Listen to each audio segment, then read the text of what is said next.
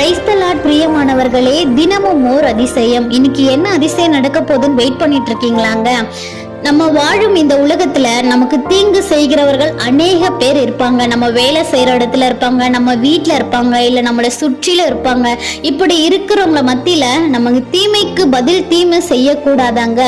தீமைக்கு பதிலாக நம்ம என்ன செய்யணும்?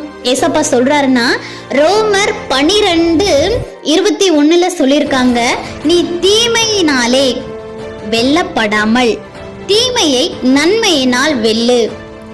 இப்படிதாங்க ஏசப்பாக்கு கூட அநேக பேர்கள் தீங்கு செய்தார். யூதாஸ்காரியத் பண ஆசையினால் ஏசப்பாவை காட்டி கொடுத்தார். பேதுரு என்கிற மனுஷன் ஏசப்பாவை மறுதளிச்சாருங்க. ஆனா யூதாஸ்காரியத்தை பார்த்து ஏசப்பா சொல்றாரு, சிநேகிதனே அப்படின்னு சொல்லிட்டு அழகா நேசிச்சாருங்க. பேதுருவும் அப்படிதாங்க அழகான தரிசனங்களை கொடுத்து பேதுருவும் நேசிச்சாருங்க.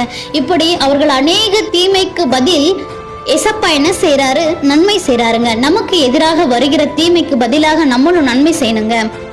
என்னோட கூட சேர்ந்து ப்ரேயர் பண்ணலாமா?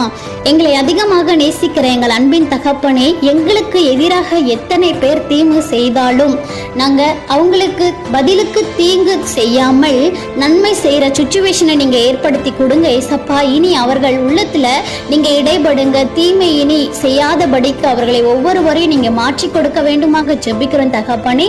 நீர் அப்படியாக அந்த சுச்சுவேஷனை ஏற்படுத்தி கொடுத்ததற்காக உமக்கு நன்றி. என்னை தாழ்த்தி உம்மை மாத்திரம் உயர்த்தி ஜெபிக்கிறேன். இயேசுவின் நாமத்தினால் பிதாவே, ஆமென், ஆமென்.